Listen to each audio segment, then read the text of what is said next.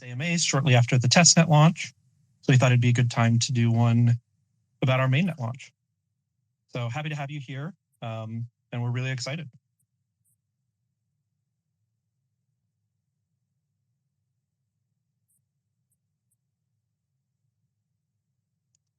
So if you have any questions, just raise your hand or ask to be speaker, and Mateen will kind of promote you up to be a speaker, and you can ask your question. And then me and Matt are both here to answer anybody's questions. Yeah, R, what's up? Yeah, I guess I had two questions, and I'll start with the one that's probably more obvious and on more people's minds. So if I have a pair that I've provided liquidity for that I should be able to earn some Sundae for through yield farming, what does that look like? When are you guys going to enable that, and what should I expect? Yeah, great question.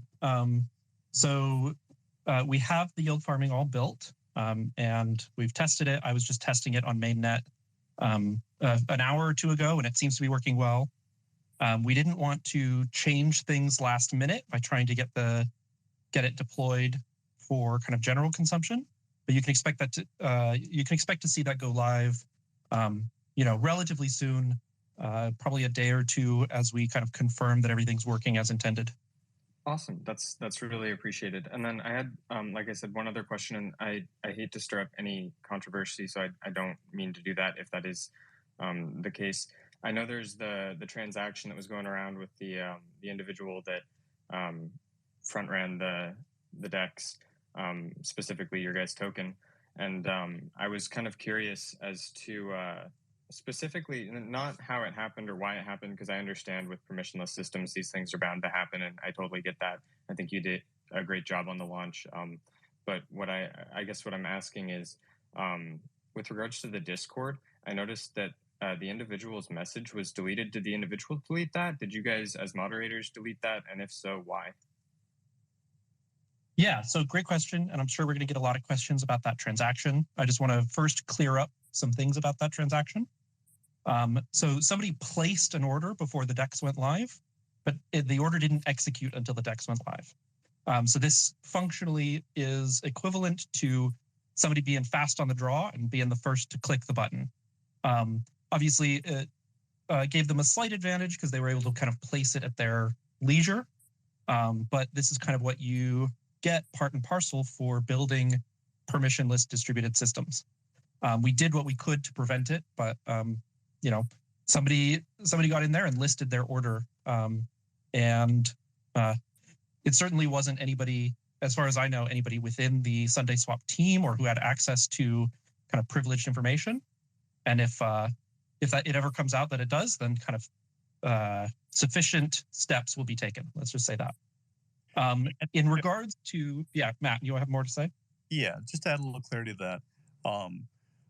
So whoever did the transaction didn't go through the web interface. They probably looked on the testnet and were able to understand the Sundae Swap protocol well enough that they were able to construct their own transaction. And for something like a blockchain, that's bound to happen because, as Pi said, it is permissionless. Right. So I understand that completely, and I definitely was kind of hypothesizing that was likely what happened, since you guys did have the testnet up for quite a while before launch, and I think that you guys did a great job on the launch of your guys' mainnet release. And again, I think things went really smooth, using CC Vault until their back end failed. I don't know what's up with that fish. That JPG should mute, please. But with regards to, using my CLI and Cardano node, I really appreciated that in your console log you included the signed transaction serialized. Like, that was really appreciated. But again, my big question was regarding the Discord handling. Because yeah, sure. I was going to answer that part. I just wanted to make sure, for those who didn't have the context you did, I provided that clarity, because it can be a very kind of scary thing to hear about. In terms of the kind of message getting deleted, we have, as far as I can tell, we have auto moderation bots, and they can sometimes be a bit kind of trigger happy in deleting messages. Nobody, as far as I know, deleted that message. We haven't told our moderation team to delete messages unless they explicitly violate our rules, like homophobia, racism, things like that. So it's unfortunately probably just triggered something in the auto moderation bot. And he was able to post the message and bring it to our attention in another chat just fine. And we responded to him kind of once we saw it. Awesome. You guys are great. Thanks for answering my questions. I'll drop off as listener now. And if I have anything else, I'll raise my hand. Excellent. Thank you for the question. What's up, Salt? Hey, Pi. How you doing, man? Doing pretty good. Today was stressful but exciting. Yeah, no, I know, and I think everybody's still a little a little tense on it, but we're happy you're here and grateful for your contribution. Yeah, I was curious. Speaking on moderation, how do you guys moderate token pairs? And do you guys, as a team, decide what actually gets listed on the main page and whatnot? Yeah, no. So it is like we've been saying, it's a permissionless protocol. So anybody can create a pair. Our order page lists all tokens. I think it sorts by TVL, and it also has a preference for tokens that have their metadata registered. But other than that, we don't do any kind of filtering. Given the regulatory environment, we might. That's not something that we can necessarily commit to forever. But at the current time, there's no kind of additional filtering or anything like that. Matt, did you have anything to add to that? Yeah, just a clarification. So the TVL will be based on ADA. At some point, we'll look at more exotics. So if you have a non-ADA pair where both tokens are non-ADA, we'll look at calculating the price of that through different routes. But for now, the TVL for ordering purposes is based solely on the amount of ADA. Got it. But if something, I don't know, like say something offensive were to pop up on the list, would you guys have any range on being able to manage that? From the protocol we side, wouldn't want to. Yes, I think what Pi was going to say is from the protocol, you can do whatever you want. It's permissionless. We have no way of stopping that. From the web interface, we try very hard to take a hands-off approach. If it's truly, truly offensive, we'll probably have to have a discussion. But even then, I still would vote not to. It would have to be pretty darn offensive. Yeah, I was just curious on what control you guys. Obviously, I understand the nature of permissionless contracts and all that. I was just curious what control you guys have over the interface and what pulls in and all that. And speaking of interface, beautiful interface. Do we have a future in which we'll be able to sort and organize by volume and other metrics? Very soon. Sweet.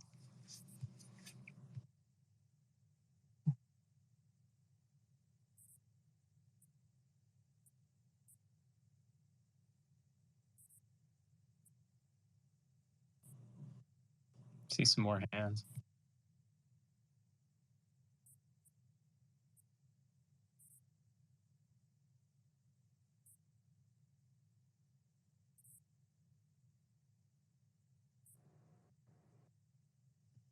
Oops, I think Pi got disconnected. I think we might have lost our moderators. Matt, your co-host, can you sign up Edneda to speak next? Sure, as long as you walk me through, because I am a newbie when it comes to using this tool. Well, Ed, you might be able to just unmute your mic. Let's see. Can you? Yeah, I can there talk. You go. Yeah, go ahead. No worries.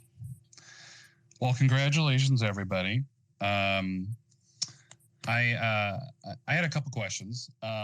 Usually when there's a surge, especially for something like this, there's kind of a risk for maybe higher than normal levels of impermanent loss, especially for people who are new to DEXs. So I'd be curious if you could speak to that, and also, which of course will be lessened as time goes on and things smooth out. But also, Cardano has a lot of newer people to the cryptocurrency space, and DEXs can be a little intimidating. And at first, things are a little bit wild, right?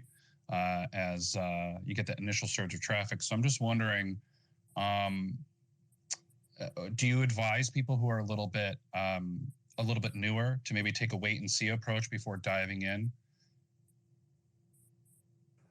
So I'll go ahead and take that. You had a number of questions there, so thanks, Ed, for coming on. I'm going to answer them, and maybe not necessarily in the order you asked them. In terms of advice for newbies, while we've tried to make the system as easy as possible, we've tried also not to provide advice per se, just explanations on how the system works. And I think that's probably the path we'll follow moving forward. In terms of handling the impermanent loss at the onset, we've tried to do a few things to handle that. The first is by opening up the pools earlier and allowing deposits to happen. The additional liquidity would help to stabilize the prices so that they wouldn't gyrate as much, because the size of the pools would be larger relative to the size of the orders. How much that's helped, it's hard to say. The second is, even though we weren't able to do the taste test in time for this launch, we still plan on launching the taste test at some point in the future, because we believe it's going to be a really strong instrument for other teams to be able to take advantage of. So the idea that instead of having to have the price gyrate wildly, the community can, over time, vote on what it believes the correct price to be prior to the pool opening up. Great. I think third question, but I think I got rug pulled like a lot of people on this. There's a lot of people on the chat. I know a lot of people want to ask a question, so I'll just follow up with one more technical question. IO obviously announced their first of many upgrades starting, I believe, on January 25th, and I was just wondering, as kind of the first large volume DEX on Cardano, what positive effects you expect to see from that update on the exchange. Thanks. We expect to see really amazing effects. We have modeled our protocol under different protocol parameters. We have entire spreadsheets, so we understand what will happen if different parameters are modified. Once the change happens on the 25th, we expect greater than a 2x throughput increase from strictly the memory bump by itself. As additional protocol parameters become available, we expect very significant increases to throughput without having to change the protocol. And there are a few changes that are coming later this year that we are very, very excited about. Probably the biggest of which is something called script references. Currently, when we submit a transaction to the blockchain, a scoop transaction, we have to include the entire contract with the transaction. And that's really what takes up the bulk of the space right now. The vast majority of it is just the smart contract. Once script references are released, we'll no longer have to bring that up and include that with every transaction. So the amount of size each one of our transactions will take up will decrease just dramatically. So we expect that to be a huge jump. And again, all these happen without us ever having to deploy a new version of the protocol. These are just things we'll get for free as the blockchain improves. Can you remind the community when we should roughly expect that update, assuming no delays, just so everyone can look forward to that? I really can't speak on behalf of IOG. I've just been looking at what their guideposts are. So, I personally am expecting maybe sometime Q2, Q3, maybe even as late as Q4. It's very hard to say, and I don't want to speak for their timeline. In terms of more immediate changes, our hope is that in addition to the protocol bump on the 25th, Cardano supports a technology called a hard fork combinator, which means every epoch they can adjust the protocol parameters in different ways. And that means as they feel comfortable with the amount of throughput that the blockchain is supporting, they can upgrade these parameters every epoch. So my hope is that we see changes in the very near future. But again, I can't speak for IOG. Of course. Thanks for taking my questions. Thanks, Ed. Eclipse Data, I think you were next. I know we had a couple other hands raised, but why don't you go ahead? Thank you. My screen is glitched, but I can hear you well, so I just don't see your avatars. So my question is, couldn't this thing with the transaction that was put before the start be avoided by changing the format of how the transaction is sent to smart contract from testnet to mainnet? That's the first question, and the second question will be about trading, but it will be after you answer the first question. Sure. So with regard to the first one, there really is no way to change that sort of parameter. You have to realize that the path for us to get the smart contract onto the mainnet involved an extreme amount of code review, not only from people inside, but also our external auditor, RV. And so there's a specific commit hash that is approved by the auditor, and that's the commit hash that's on the blockchain. So for us to change the protocol in any manner from what they reviewed basically puts the protocol at risk. So we haven't been able to, and we haven't made changes since that point. So the ability to put things like changing the format of the datum is really beyond something we can do.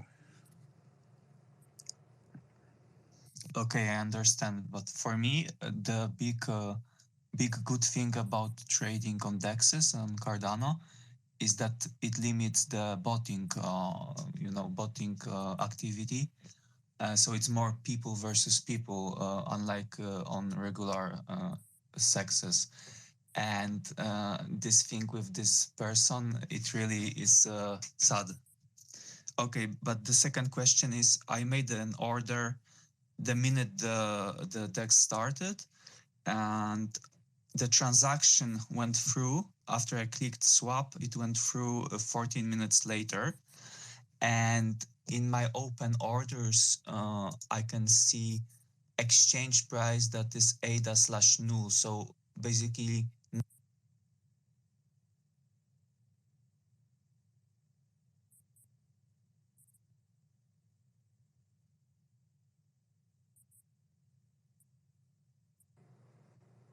Can you all hear him, or is it just me?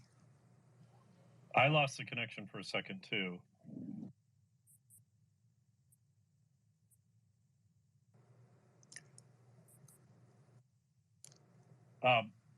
It clipped. Why don't we?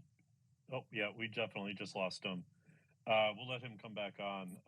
Leaf Jerky, you were next on the list, I think. If you want to unmute. Actually, it was Fractal. If he wants to go. Okay. Okay. Thank you, Fractal. Yeah. Yeah. Thank you for letting me up on stage. And I'm the one who posted that infamous message, which is now traveling across the Twitter. So before addressing that, I wanted to congratulate first SundaeSwap with successful launch, and I want to say that I'm impressed by a lot of things, like the way the team handles communication, how like having 100,000 people in Discord, it is very, very easy to find information and to get an answer.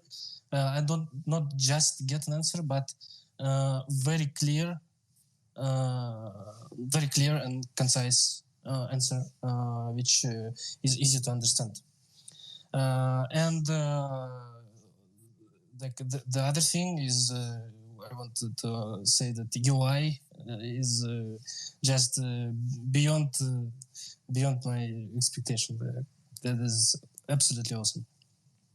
Now, regarding my message, I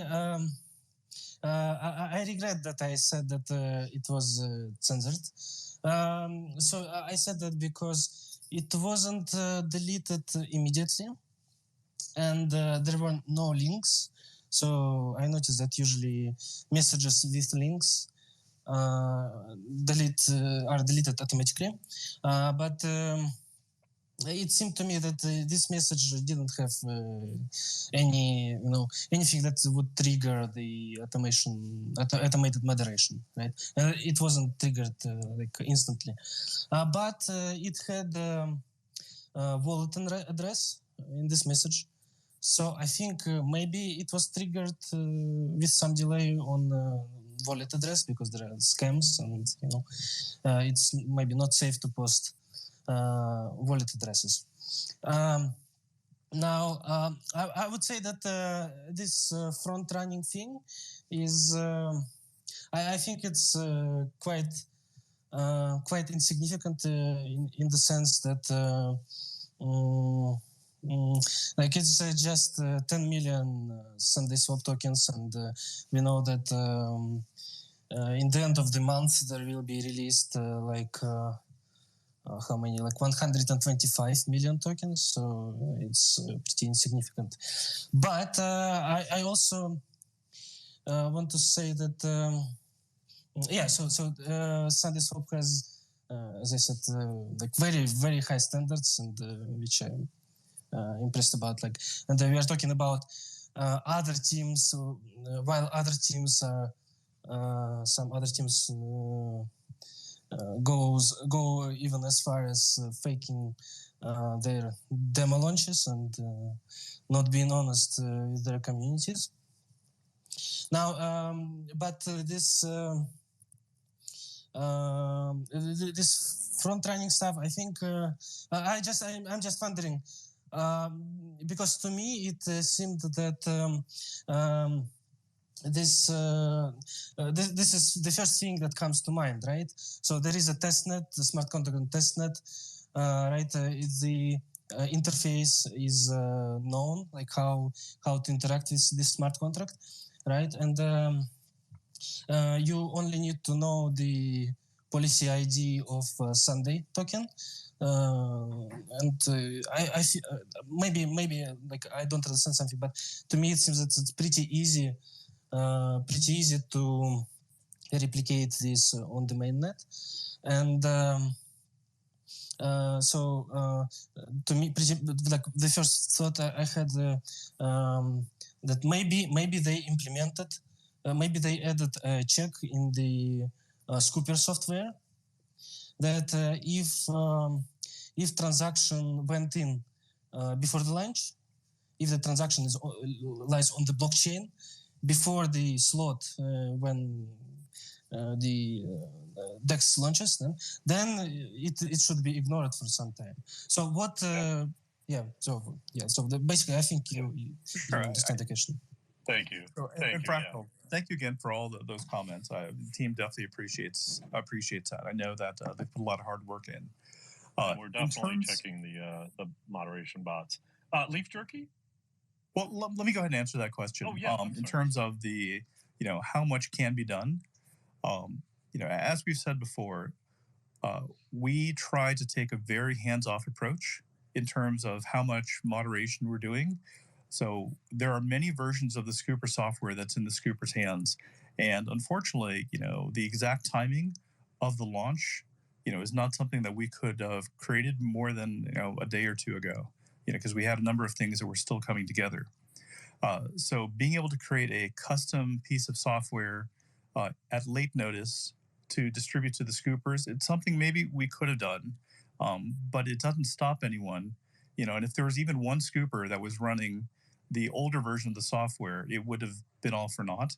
And so for the amount of energy that it would have taken to do something that would potentially not even have solved the issue, we opted not to do that, especially since it's all, there were so many things to deal with. We didn't believe, maybe to our naivete, that someone would have constructed a transaction by hand ahead of time. And now we know. Thank you. All right. Thank you, Fractal. Leaf Jerky, thank you. Hey, guys. How are you? Hey there. First, I wanted to preface this by saying that I'm not a very technical person in nature, at least not software. So forgive me ahead of time. Also, congrats on the successful launch. I think, at some point you just have to do it. I think it, from what I've seen on my end, everything was pretty cool. I do wanted to kind of, I have a lot of people in my circle and people that I know that have been waiting for this. So I know some of them are in the same situation. A lot of us have submitted, transactions in their own chain. And a question that I've seen popping up a lot, and I guess just maybe if you can explain this in layman's terms, is I guess like how if you submitted your order, if it went through at 4 o'clock Central Standard Zone, I guess 15 minutes after lunch. If it was submitted on chain, will it come back, at the price that you submitted it at, or does it come back saying no good, something like that? Sure. So Sundae Swap is a combination of an AMM and an order book, meaning that every order that you place has its own transaction that's part of. When you place an order on the chain, the Scooper software is designed to process the order in the order that it was received. But the big challenge is even entering into, the launch, the blockchain was running at 95% capacity for extended periods. And I think some of that has come down. I think some of the teams that were running that have turned off their system. So we definitely appreciate that. But needless to say, the blockchain is still running at really heavy capacity. The number of orders people are placing was very significant. I think Blockfrost had tweeted that they had in their own queues, not even things on the blockchain, they had 7,000 orders in their own queues that would have taken hours just to put those orders onto the blockchain. They're probably still going through now. And so even though it seems like 15 minutes, it probably would take a while. And the rate that the blockchain is currently processing the transactions is pretty slow. So it's going to be a while to get to, unfortunately. So in terms of what price you're going to get, you had, there was an option to specify the price. If not, there is a specific number, and I think it defaults to, I don't want to tell you wrong. I want to guess, though. It's around like 1.25%. So whatever price you saw, it will try to deliver a price within that. Think of it like a limit order in a traditional market. And if it's not within that price, your order will sit on the chain until your order is filled at the price you've asked for. So you would never get an order outside the range that you've asked. However, the price may move outside the range that you've asked, in which case your order will just sit there on the chain. I see. Kind of. Thank you for clarifying that. Yeah, and everybody else, I think they asked kind of what I was looking at asking. So I'm just going to go ahead and step down and let somebody else ask. All right. Thank you, Leaf Turkey. Thank you, guys. Roberto Havana, if I did that right. Not right, but okay. Roberto Havana, I don't know. Cavalli. Hi, guys. You did great job with the lunch. I have few questions for you. One is, okay, you listen me? Yep. Okay. First question is, few hours ago, I buy a collateral on Nami wallet, and now my collateral is gone. I don't know why. And second question is, why on Sundae app I can swap my ADA for Sundae token? Thank you. Sure. So unfortunately for the first one, I don't know if I have much of an answer for you on the collateral. I'm not, while we've integrated with Nami Wallet, I don't know all the details of it. So that might be something for the Nami team. In terms of the swap for Sundae, the number of orders on the Sundae pool is pretty deep. So if you've placed an order, odds are it's sitting there, and you'll see it in your order history, and it will just take a while to get to. As these protocol improvements happen, the speed at which it'll go through will increase, and our expectation is it'll be much like the testnet, where the testnet was very congested at launch, but as sort of that initial rush kind of passed through, then it was swapping orders pretty darn quickly.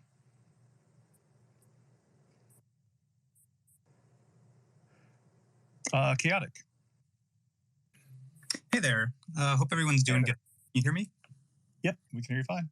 Awesome. First, I've got a question relating to what Leaf Jerky was asking about orders, and then I've got a question about the website. The first question is there a way for the end user to tell whether their order is sitting on chain waiting for the price to come within their range, or if the order is simply waiting to be filled because it hasn't, it's just sitting there waiting to be filled, but not because of the price? I think we need to make them more obvious to users. So currently, if you are a more technical user, you could figure it out based on the values that are on the chain. But we do need to make it more prominent for people. Got it. Thank you.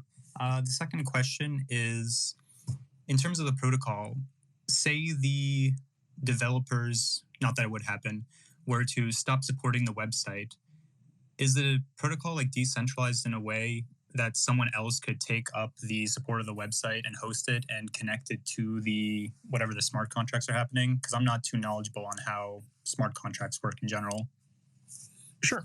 As we've seen from the kerfuffle earlier on, you don't even need our website to submit orders, as was evidenced by, one of the first orders being placed by someone through their own tooling. Could somebody else create the website? I don't see why not. Would it look the same? I mean, maybe not. It's really up to the developers that they chose to create the website. All the transactions are on the blockchain. The scoopers run independently of us. So, theoretically, they could run without us. We're probably at this bootstrap stage where there are maybe an element or two that would be difficult to run without us. I think the specific one I think of is governance. Given the limitations of the blockchain today, to run the governance contract is probably a little too big for what can be supported, but after Babbage comes out, it'll be supportable. So, probably in a few months, somebody else could pick up the mantle if they wanted to. Awesome. Thank you for the answer, and thank you for your time. Thank you, Chaotic. Giancarlo? Hi, guys. Good evening, and congratulations on the launch. I was there at the beginning, and everything went pretty well. So it's glad to see the hard work pays off. And just on the yield farming. So for people that like myself who provided liquidity, when should we expect to see the Sundae rewards kicking in? And I think was said before that we should have like yield farming in a few days or weeks, because you guys were testing, and that would be updated on the website, like at which rate everyone will get the Sundae rewards. Thank you. Sure. So as Pi was mentioning earlier, that the yield farming is already on the mainnet. Just with launch happening today and the number of pieces that we're moving, we opted not to have yet one more moving piece. So I expect the yield farming will appear probably in the next couple of days. I don't think it's going to be, I'd be incredulous if it was weeks. In terms of how the yield farming will work, there are a number of pools that are identified for yield farming, so it's not all the pools. The pools will be clearly marked that they're available for your yield farming. The general way it works is every day that there is some number of Sundae tokens available, that will be distributed across the yield farmers in proportion to the amount that they've staked.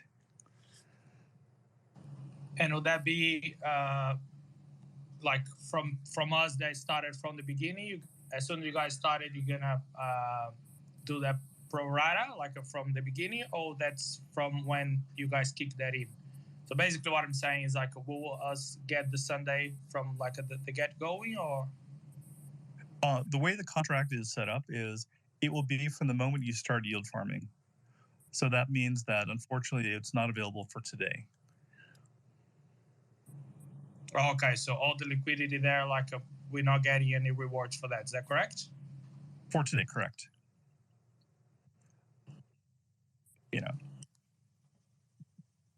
And Matt, in terms of timing, days we're talking? Like literally, it's on the mainnet. The team has been testing it. It was just it's a large enough improvement that trying to make that change along with keeping the mainnet stable was just more than we want. Well, it's a balancing act, but yeah, it is. It's a balancing act. So far, so good. Knock on wood. Thank you, Jean Carlos. Art. Hello. Yes, you're live. There. Hey, first of all, I want to say congratulations on your launch. This was probably like one of the most anticipated decentralized exchange launches in crypto history, I would guess. And I have a question that I'm sure a lot of people are looking for the answer because I've seen on the Discord. Basically, I'm not a too much technical guy, but I provided a big order of liquidity today when the DEX launched, ADA and Pavia, and I haven't got any LP tokens back. So my question is it because of the congestion? Like, when will I see the tokens come to me? And you're saying your order completed, or your order is still on chain? It's still on chain, it says. Okay. And if you look at your orders tab, is it on the top side or is it on the bottom side where it says? It's on the top side. Gotcha. So essentially, you're in a pretty long line of people looking to provide liquidity. So the liquidity has not yet actually hit the pool. So as soon as it does hit the pool, you'll receive the LP tokens, and your order will move from the top over to the bottom section, and that's how you'll know. Okay, and I just have one more question. This one person actually asked you about the swap earlier, ADA and Sundae. Basically, for the ADA Sundae swap, right? I placed the order as soon as it was live, and the price back then was 0.1, right? 0.11. And my order is the same thing as it's an open order, but right now the price is 0.3. So my question is, am I gonna get it at market price when it's less congested, is my question. No. So the way that orders work within the system is that every time you place an order, there is a range that your order will accept. And if you click on the little cog, you can kind of select the range that you're comfortable with. What we don't want to do is have someone submit an order, have the market move dramatically, and then have them be surprised because the price is very different from what they expected. Instead, it behaves like a limit order on a traditional exchange where you'd say, okay, I'm accepting a price up to this, and as soon as the price hits this, I'm a taker. But until that point, I'm just going to hang out. And so because the price has moved significantly, my guess is that the range that was acceptable to your order is now beyond the range. However, as some earlier speaker said, there is, the market moves up and down. So, but as it stands, your order is probably outside the acceptable, or the price is outside the acceptable range. So your order will just sit there. It's good. And Matt, that's the slippage number. Is that what we're calling it? Exactly.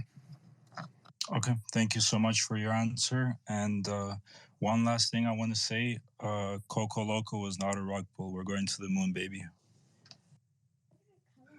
Okay. Thank you, Art. Javi? Thanks, Art. Javi, I don't know. I'm guessing here. I'm doing my best.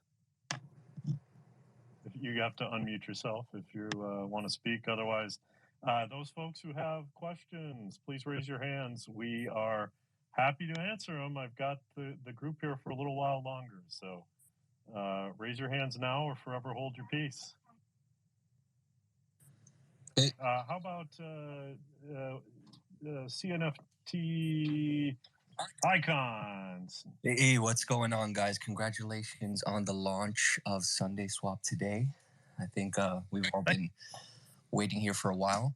I have a question. Earlier, I submitted a transaction through my Nami wallet for ADA for Sundae, but it doesn't even show up on my orders. So did that just not go through at all? So we know we've seen a lot of problems with wallets being congested and orders not being processed, where so many things flooding on. If you have a transaction ID, so if you look in your wallet, I don't know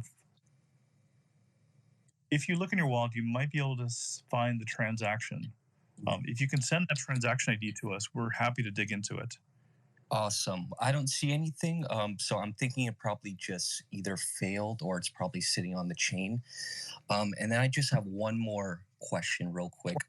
Earlier, you guys talked about, what was that? Swap.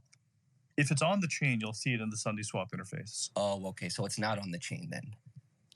Yeah, probably not. I would look in your wallet to see if the funds have moved. If the funds haven't moved, then it's also another good clue that didn't happen. Cool. And that's what happened. I think my funds are all there, and I'll probably just go through and submit another order. And this kind of ties into the exchange that I made earlier.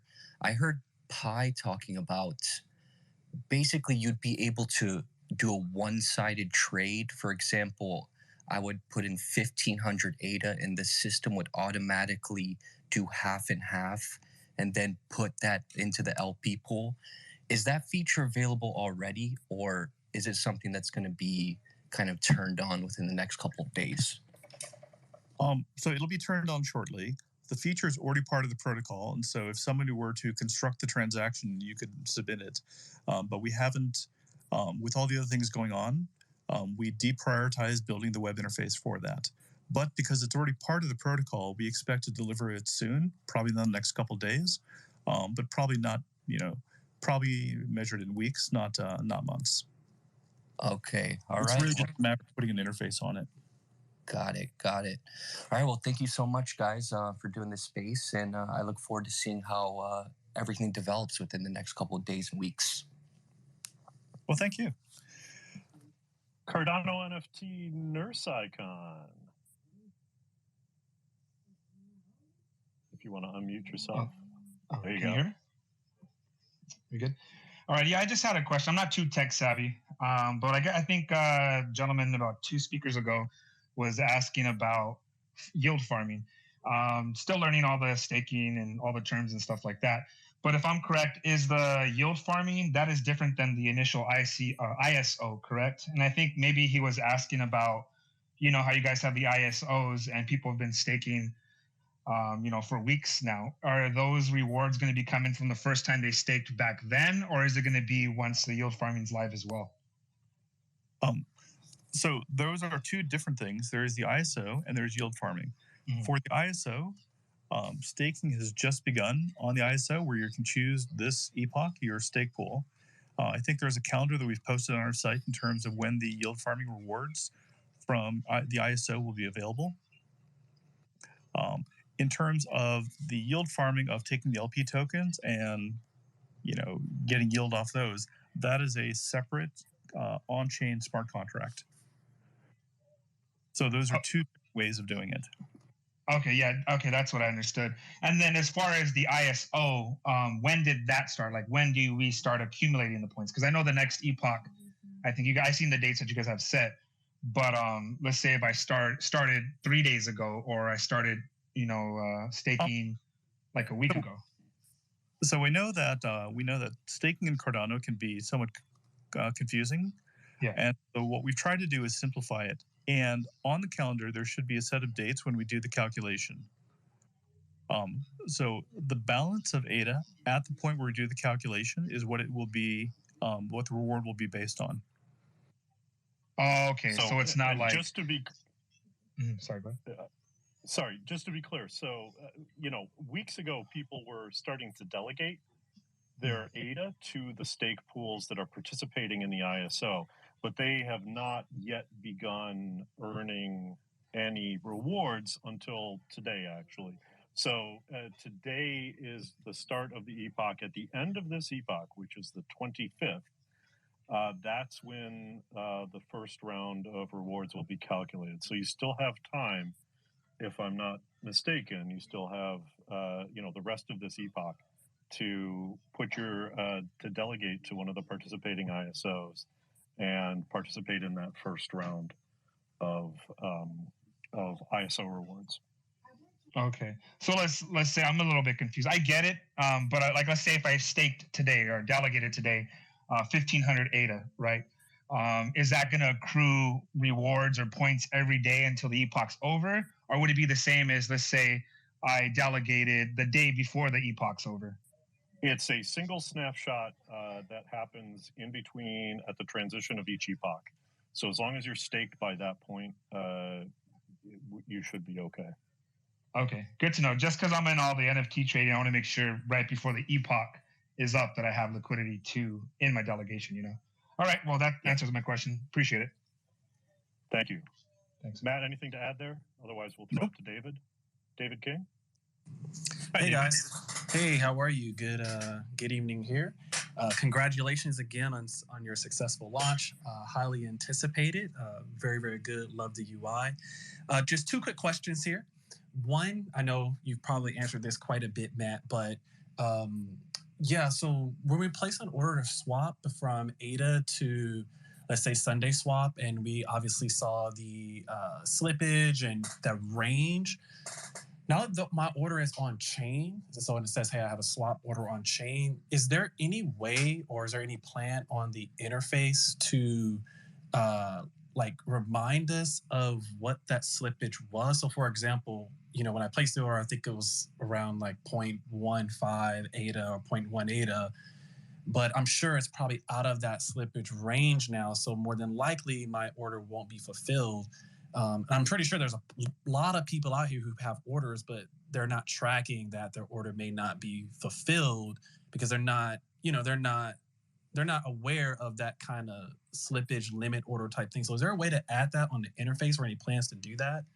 Or we kind of have to just remember ourselves? Nope. There are absolutely plans to do that. It's clear.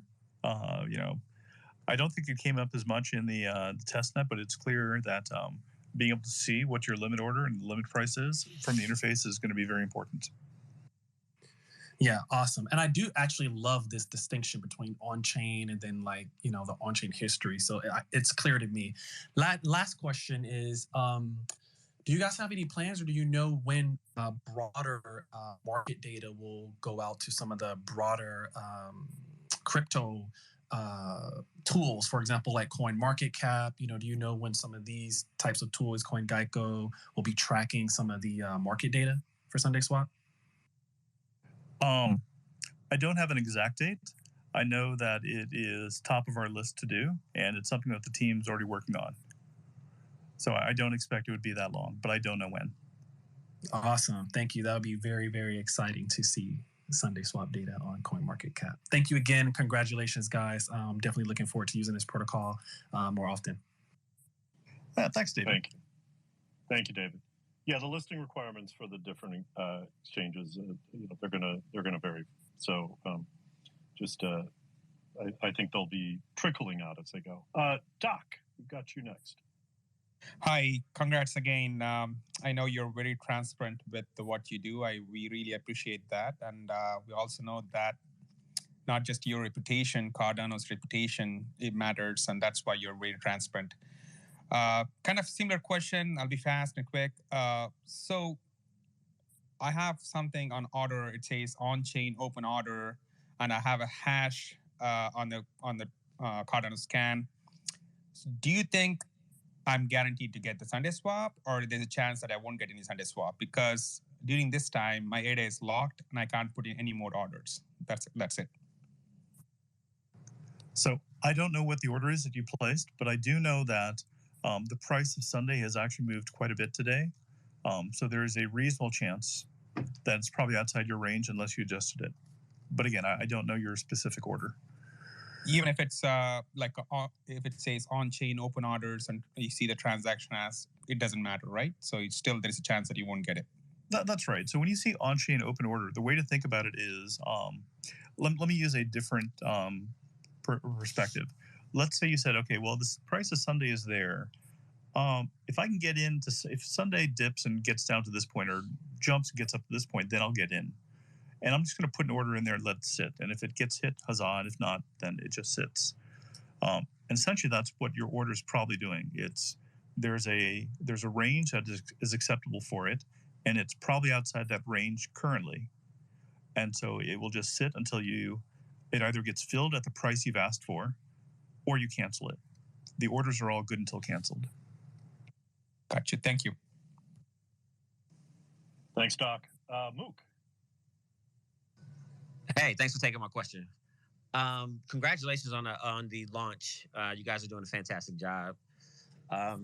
My question is, and I'm not too sure if you answered it already, but on the yield farming, the question I had was, you guys have selected pools right now or something? What's it called? I forgot what it's called. There's a few pools that'll be selected for yield farming. Right. All right. So more pairs to be added. That's what it currently says. So if pools that have been around for a while that aren't on that list, is there any kind of backdating in place that might take place for the people that were providing liquidity to those pools when they do get added to the list, or will it start once you add it? It'll start once we add it. It's really confusing to backdate, and it's unfair to the people who had staked before because they had no awareness or no knowledge of the backdating, if you will. Okay. That's all I had. And congratulations again. Oh, thank you. Thank you. Rakindo. Hey guys, congratulations on the launch. Just a couple of questions. Hey Rakindo. IOHK announced this morning that they were going to pump up the memory units for Plutuscripts by like 1 million something. Is that enough, or is it going to get worse? And what if other dApps come to the start launching? And what else? I was going to say something. And are they kind of engaged with this entire experience, and will they keep pushing these parameters up as they as we move forward to the next hard fork? So I'll say that the primary constraint right now on the protocol is memory. And so this increase, while it seems somewhat small, it's I think a 12.5% increase or something like that, it will have a very significant impact on the throughput of the protocol. In terms of other dApps, we'll probably have congestion for a while as the enhancements and upgrades to Cardano roll out this year. I think that's just going to be the way it is. In terms of IOG being engaged, I think IOG has been fantastically engaged with the community, and it's very exciting to see. I'm looking forward to the stuff that comes out this year, and just seeing them continue to maintain that level of engagement with all of us. By engaged, I mean, are they going to be pushing out more mini upgrades, like these parameter pushes? Again, I can't speak for IOG, but I would be just speaking personally. Right. I'd be jealous if we didn't see a series of updates over the year, and even probably in the short term as well. Okay, awesome. Thank you. Thank you, Rakindo. How about Ugly Brothers? Hey, how's it going, bros? Hey there. Thank you, Todd, Matt, Sunday Swap. I've been a big fan since a minute now, since last year, and amazing launch today. The UX is looking so clean. I'm very, very happy. I was one of those that tried to go a couple of hours and grab the try to get some Sundae, and it's important for everybody to know that's not your fault. It's the Cardano. It's the congestion. So you know what? I hope you guys have the patience for all these questions, and it's not your fault. And my question is, how does the team feel after finally being able to launch? Because I know there was a couple of struggles. I just wanted to get your input, Matt, and Todd, about it. Well, I gotta say the team is exhausted, but we feel really good about where the community's come and what the team has put together. and we were really happy that the launch has been very smooth. So more or less things that from the testnet launch, we could see would happen on mainnet, but nothing really surprised us here, except for the person submitting the transaction ahead of time. And so we'll probably make sure everything is okay and then just get some rest over the next few days. Yeah, definitely. And so my last question is, what are you guys looking forward as a team? So I would assume, the next couple of days is just managing all this expectation. But going forward, what is the excitement after you guys have rested? What are you guys looking forward to? Is it potentially a testnet Hydra? Yeah, I just wanted to ask that final question. You mean besides sleep? Yeah. Well, what happens after sleep? Well, without, I'll speak mostly for myself, and without trying to commit to anything. I think I divide the answer into two categories. We've got some very short-term things that we think are very exciting that are coming up. Yield farming probably the next day or two. Improvements to the display. Publishing the stats over to CoinMarketCap. So I think there's some very exciting things coming up in the near term. But over the course of 2022, I'm personally excited about what is going on with Hydra and the L2 space. That we already have teams looking at the L2, because I think that the vision that the L2s will work in harmony with the L1s makes a lot of sense to us, and so we're excited to be able to, my dream would be able to POC one of those later this year. Yeah, thank you so much, and great work from the team. We're all very, very excited, and I just hope that you guys get some rest and that people understand that it's not your fault that there's congestion in the network, and you guys have a great day. Thank you so much, Ugly Bros. Really appreciate it. Castpool. Yes, hi everyone. Thanks. I'd like to congratulate you guys on the successful launch first. Hard work really shows.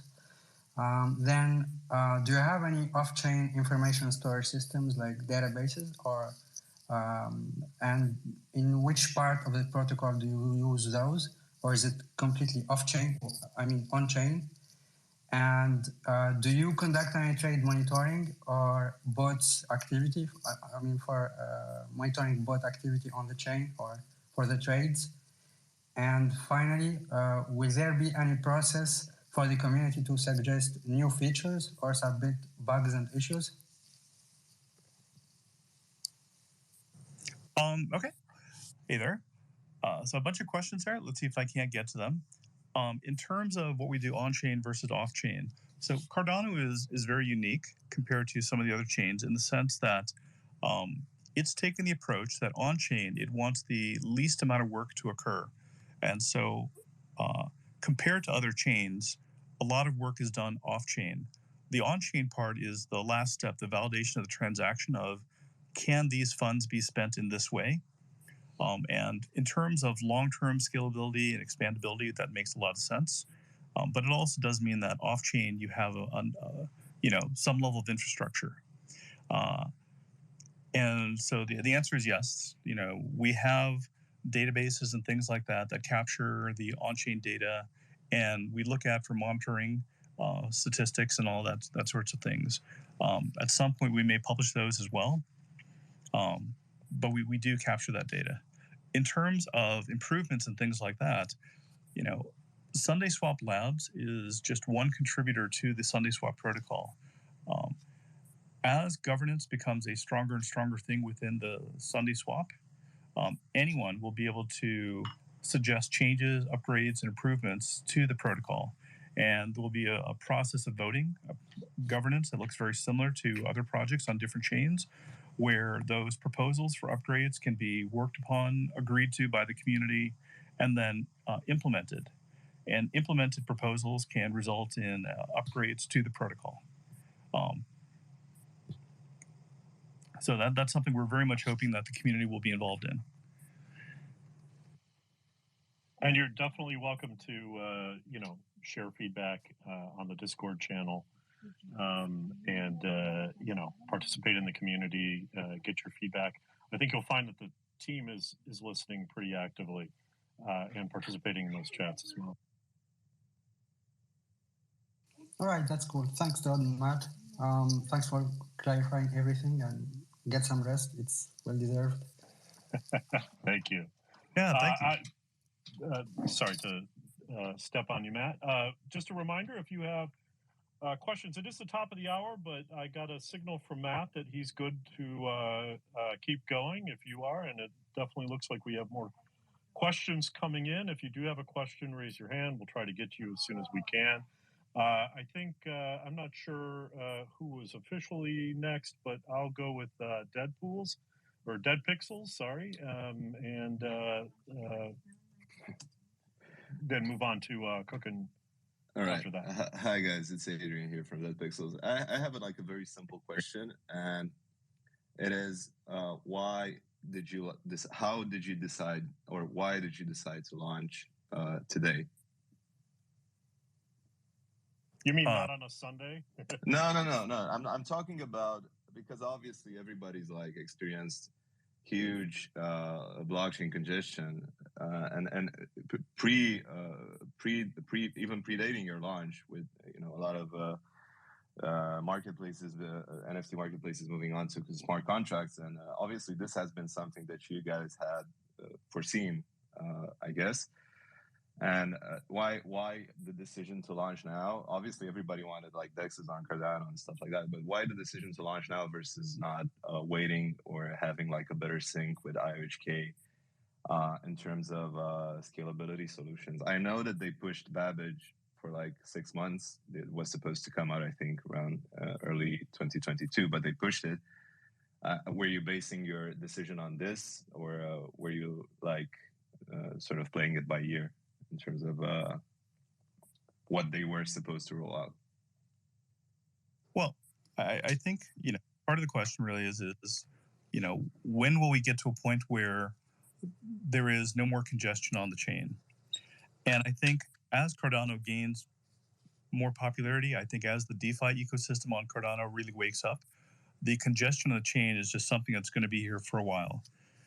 So when we looked at the roadmap of Cardano and we said, okay, when, let's say we wait 2 quarters, 3 quarters, to launch.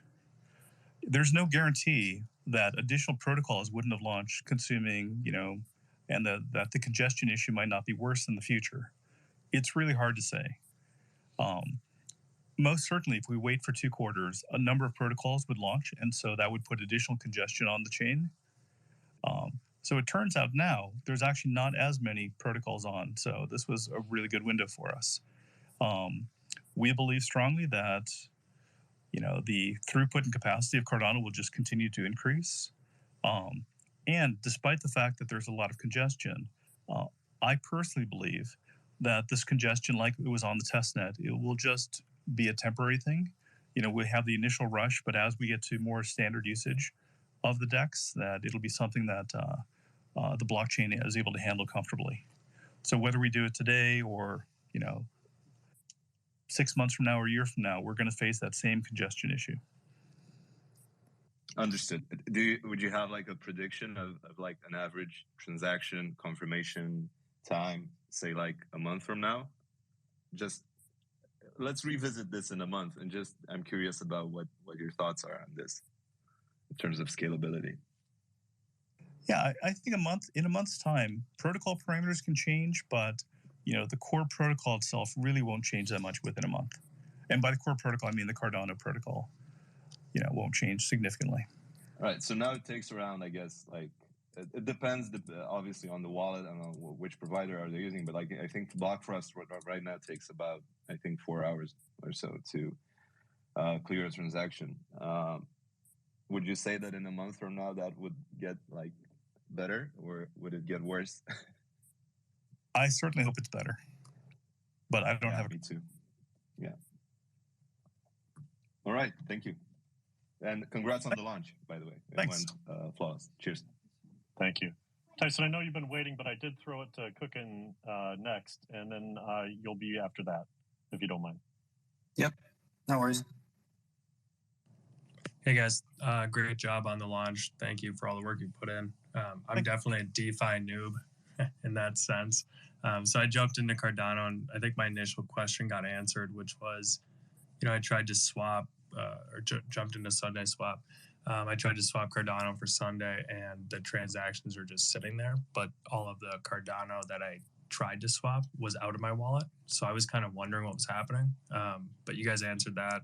It's just sitting on the chain, and I can go back and basically just cancel it because odds are that the slippage wasn't high enough and that the token cost of Sundae has since gone up over 100%. So it's probably not going to go through, which that part makes sense. So then I was curious. I voted in, and sorry guys, really, really new to blockchain here. I voted for one of the scooper pools about 2 months ago. Did doing that just help the person that I voted for get an early scooping role? I don't know what the terms are. But did doing that like do I have access to do anything that I'm not aware of from doing that? I guess, if that makes sense. Sure, that's a good question. So when you voted for the scooper, really it was the community electing who it wanted to operate the scoopers. The scoopers are a piece of off-chain software that takes all the transactions and batches them up so that rather than processing transactions one at a time, which would be pretty inefficient, it can take groups of transactions and process them together. So your vote selected who the scoopers were going to be. So at this point, none of the scoops are handled by SundaeSwap Labs. They are all handled by the scoopers that were elected by the community. Beyond that, does it give you extra voting powers or things? No. It was really just to, have a say in how you wanted this done. Okay, and that makes perfect sense. I just thought the concept was super cool, and I just wanted to participate in that. And yeah, good luck with the launch, and I'm hoping that the network gets a little faster here because I think we're on like a 6-hour backlog, but maybe that's just part of the growth. Absolutely.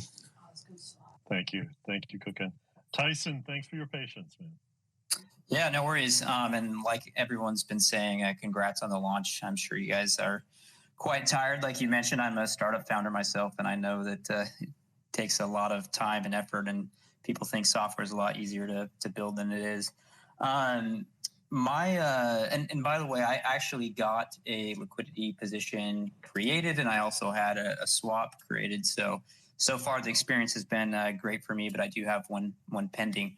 On the questions around scalability, I think that the those who have been in the community for quite some time and are really deep kind of in the conversations, a lot of us aren't really deep in the technical specs of the scaling proposals.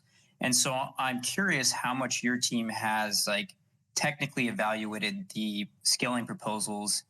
And then if you have, how confident are you in these proposals that have been presented truly solving the scalability problem?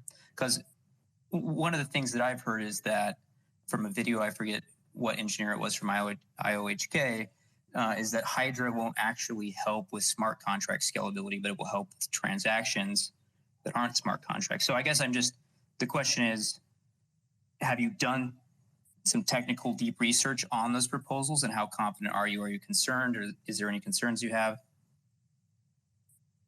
Sure. Thanks, Tyson. So I'm going to make some assumptions. I'm not exactly sure which proposals you were referring to, but we've spent a fair amount of time looking at the scalability question. So maybe if I address that kind of as the L1 and the L2. In terms of the L1 scalability, if I look at where we are today, there's probably 3 or 4 parameters that govern how much you can put on a smart contract. The first is, what is the size of the transaction in kilobytes? Right? How big can a transaction be? The second is, how many resources can you consume? How much CPU? How much memory? And the third, and the last one is, what is the total size of all the transactions that can fit within a single block?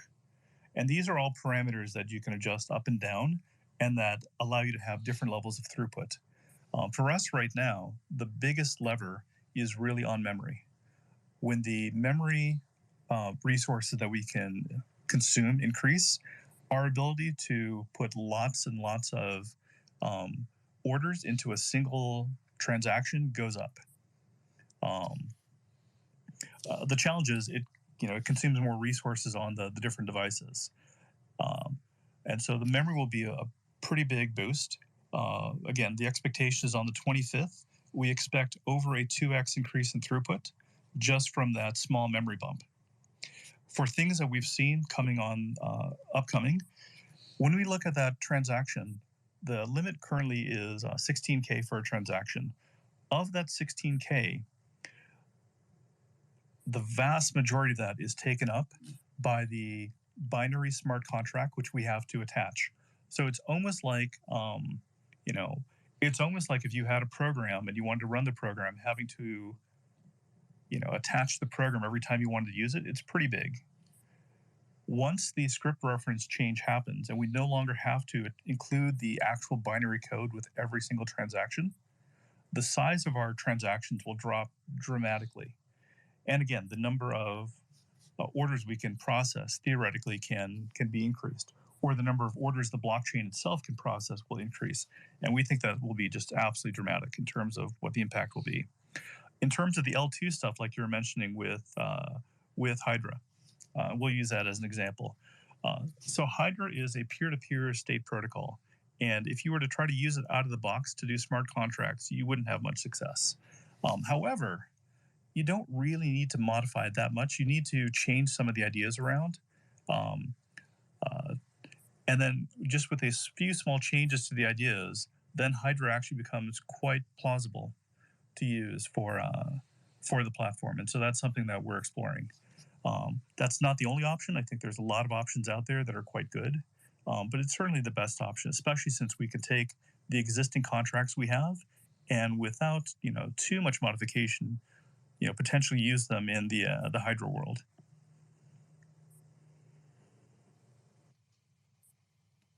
Cool. Thank you, Matt.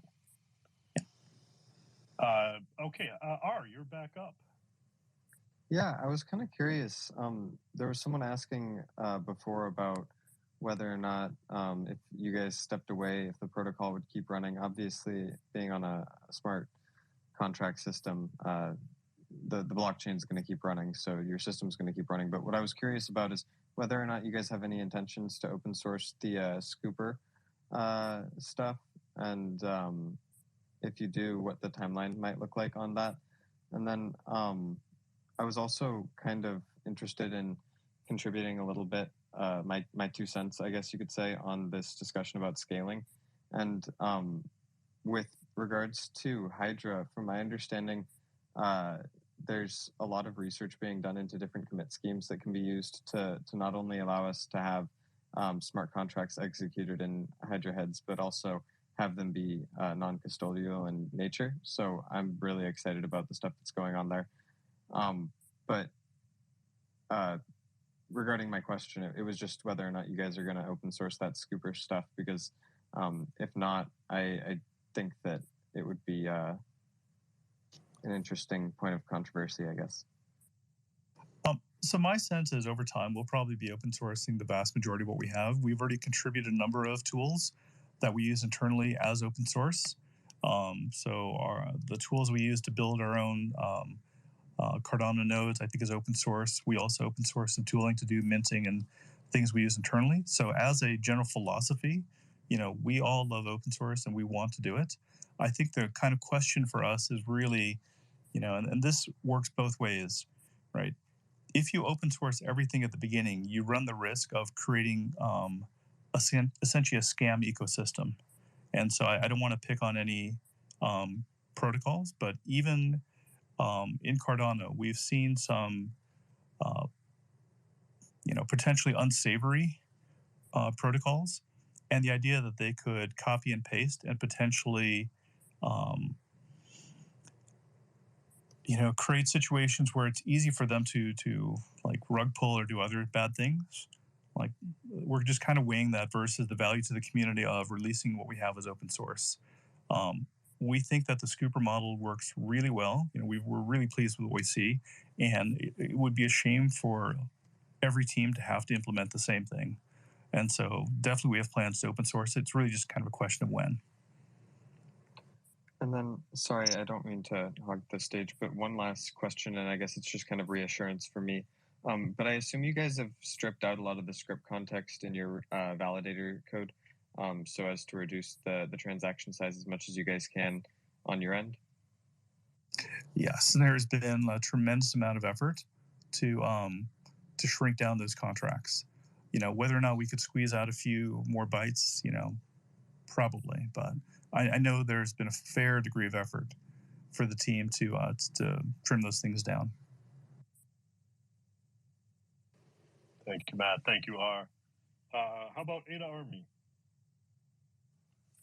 Hey, thanks so much for having us up. And a huge shout out to Sundae Swap. You guys have done amazing. We're honored and stoked. We have actually Pi, the Sundae Swap CIO, is a holder of ADA Army, and we're honored. We're huge fans of decentralization, huge fans of Cardano, and huge fans of dApps. And this is one of the huge key change-making events that's happening on the chain. So I just wanted to give you guys mad props. We also had Ugly Bros up here earlier, which is a great Cardano project, and had some great questions for you. And just to sum it up, it seems as if, though, the Sundae Swap team has been very successful. There wasn't any surprises aside from that initial manual transaction. But aside from that, you're feeling tired, but everything's successful. And I just want to say that for anyone complaining, the ADA Army have your back 100%. You've done phenomenal. I'm sure most users are really happy, and we understand that there was network congestion that's totally out of your hands. Just to echo Ugly Bros, completely out of your hands. In terms of everything that was in your hands, you've handled it phenomenally.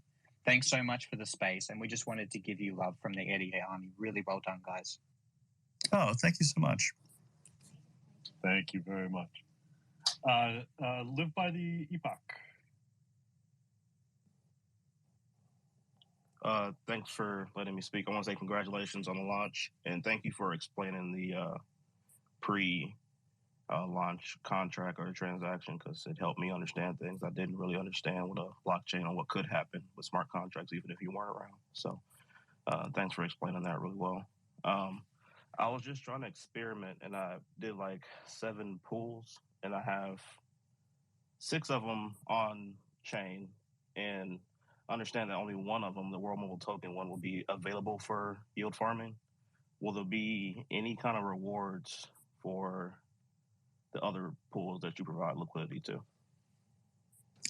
Possibly in the future, but at this point, no. Something like that is actually, a perfect candidate for the voting mechanism of the DAO. That's right. And I misspoke. When you provide liquidity, you always get the fees that are generated by the pool. So that's a reward that you always get, regardless of whether or not you can do additional yield farming. What are those? Are those fees paid out in Sundae or in ADA? The fees are actually paid out in whatever the pair is. And so when you provide liquidity, you'll see that the pool is either a 1% pool, a 0.3% pool, or a 0.05% pool. What that means is for every swap that occurs on there, there's a fee that's being paid to you, kind of in proportion to the amount of liquidity that you're providing, as kind of like a compensation for providing that liquidity. Okay.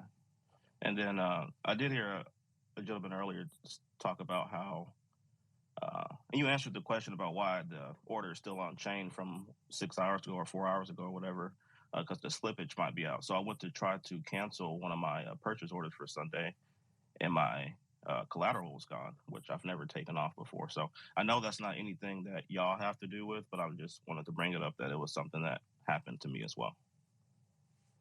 Well, we'll definitely look into it. We never had any reported cases of missing collateral, and one of the things that our off-chain code does is we actually execute the entire transaction off-chain before we present it to the chain to make sure that it's going to succeed.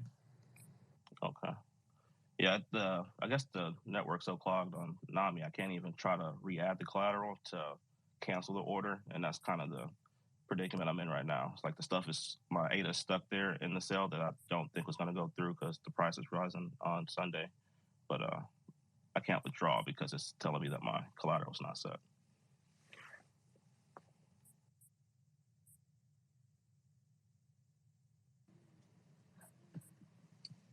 Matt, I don't know if you have any more solutions there, but yeah, please. Yeah, I have a solution for that one. I mean, the congestion's just rough on us all. Yeah.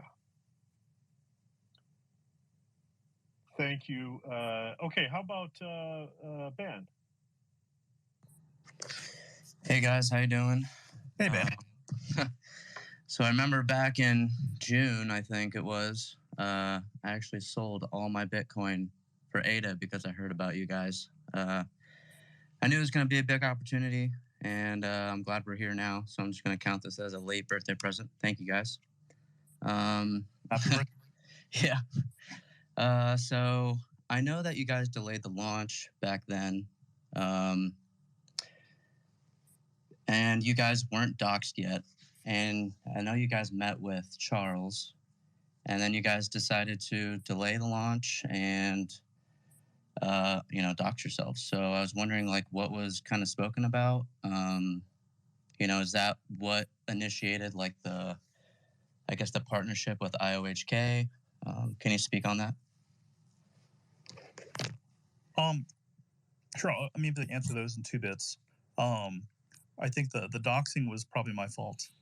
I just don't believe that the amount of operational security we would need to keep, anonymous it's too much work, and so it's just better and easier if the team is out in the public.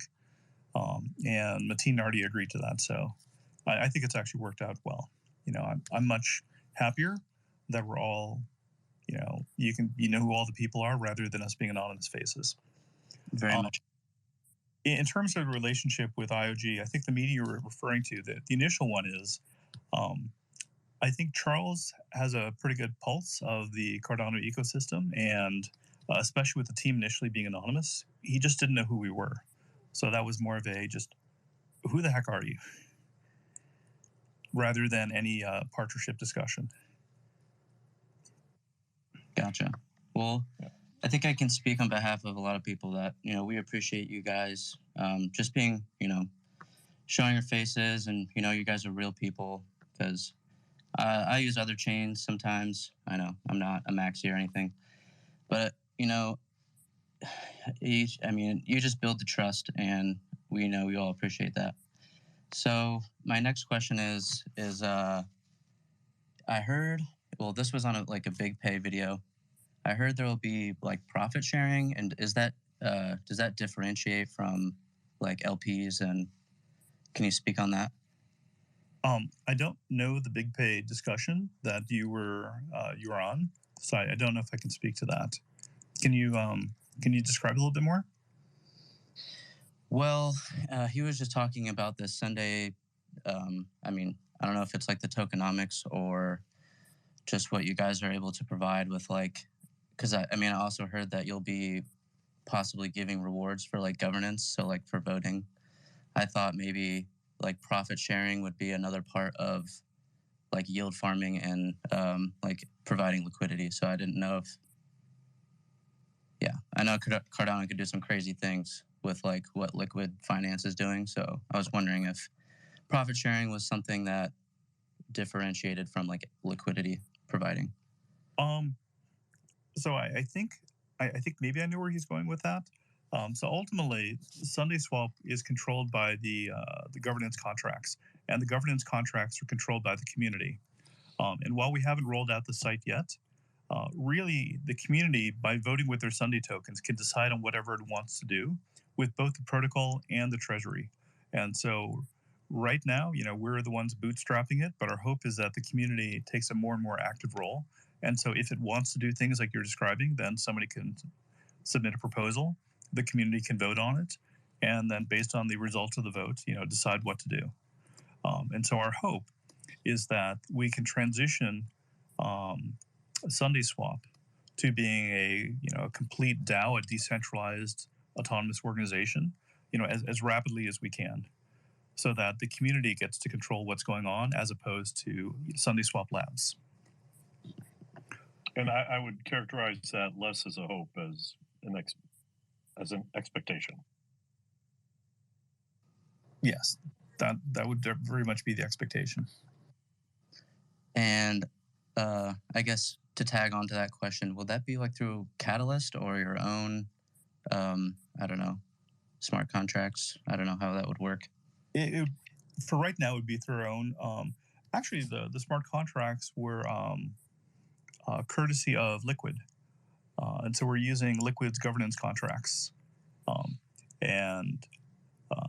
So the ability to submit proposals, vote on them, enact proposals would be through that. And over time, the community can even vote to upgrade the way we do governance itself. So there'll definitely be more on that in the weeks and months to come.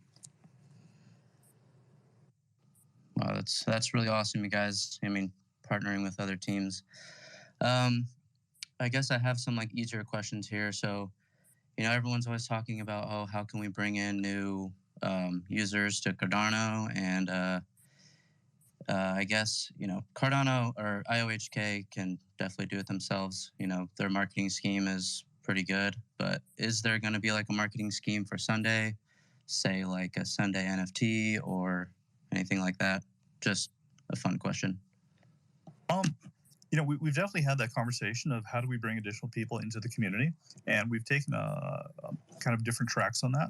One track is, through the user interface, we've tried to make that as simple as possible.